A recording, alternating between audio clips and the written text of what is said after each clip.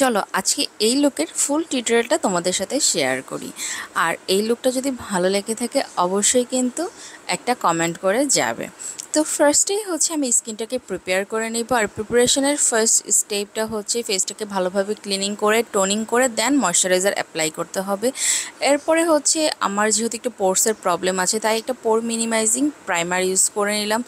এরপরে হচ্ছে আমি এই প্যালেটটা থেকে আমার আইব্রোটাকে ড্র করে নিচ্ছি একটা ডার্ক কনসিলার শেড দিয়ে। আর এই প্যালেটটা দিয়ে কি কাজ করেছি আমি অন্য আরেকটা ভিডিওতে তোমাদের সাথে শেয়ার করব। প্যালেটটার কভারেজ কেমন, প্যালেটটা কতটা ইউজফুল বা কতটা বাজেট ফ্রেন্ডলি সবই তোমাদের সাথে অন্য আরেকটা ভিডিওতে শেয়ার করব।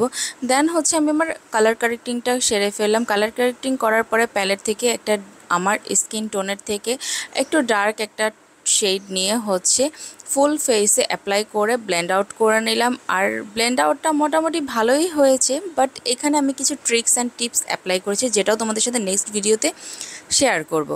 এরপরে হচ্ছে আমি কন্ট্রোর করব। সেম প্যালেট থেকে কন্ট্রোরের জন্য কন্ট্রোর শেডটা অ্যাপ্লাই করে নিলাম।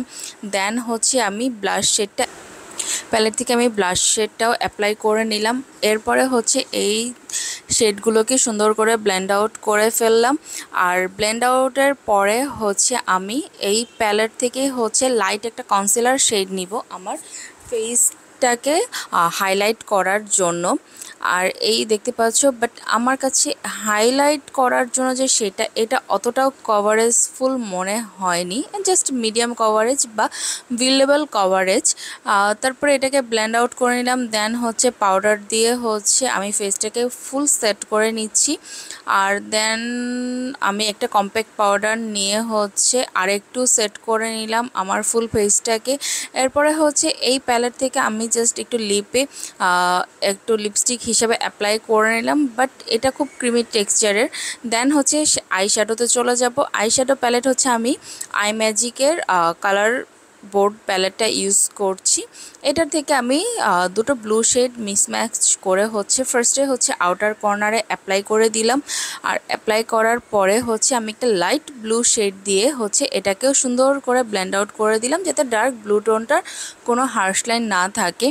দেন হচ্ছে আমি একটা ইয়েলো প্লাস হচ্ছে গ্রিন শেড একসাথে নিয়ে এটাকে হচ্ছে আমার ইনার কর্নারে অ্যাপ্লাই করে দিয়ে ইয়েলো শেডটাকে দিয়ে আমি হচ্ছে এটাকে ব্লেন্ড আউট করে ফেললাম।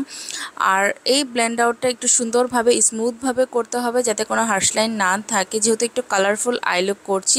হার্শ লাইন থাকলে না লুকটা ভালো লাগবে না।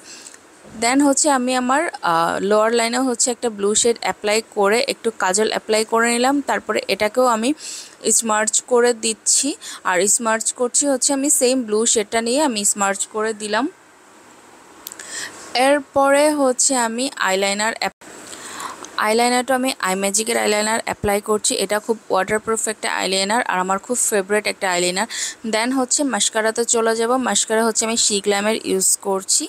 আর এই মাস্কারাটা ভালো, বাট যতটা আমি দেখেছিলাম ভলিউম দিবে আমার কাছে অতটা ভলিউম মনে হয়নি। ভলিউমের জন্য এসেন্সের মাস্কারা বেস্ট।